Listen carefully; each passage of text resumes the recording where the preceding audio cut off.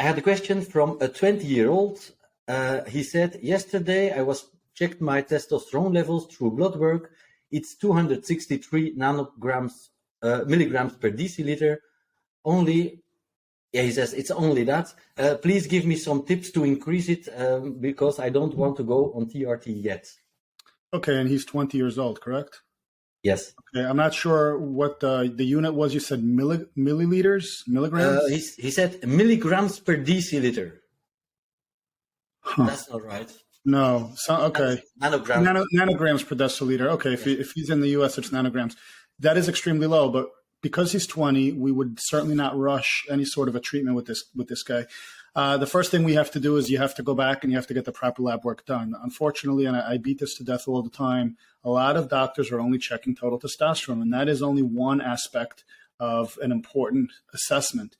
You need to find out your luteinizing hormone. More often than not, guys in your age group are deficient, or excuse me, they're not, but if they are deficient, it's usually due to secondary hypogonadism, which is a result of a low pituitary gonadotropic release.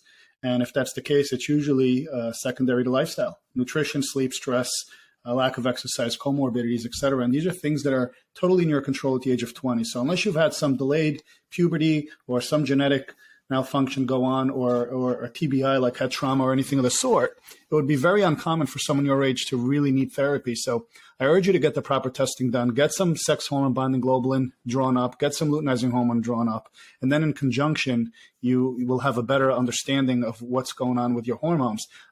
Sad to say, you probably should not be going back to the person who drew your labs initially, because it's clear they don't understand how to treat, manage, or diagnose hormonal deficiencies. So seek a provider who's competent in doing that for you, so at the very least you can get off the ground correctly. I'd hate to see a guy at your age relegated to a lifelong treatment, especially, I mean, for any purpose, but especially if you're misdiagnosed or you miss an opportunity to do a little further digging. So get the proper diagnostics done and then have a deeper look.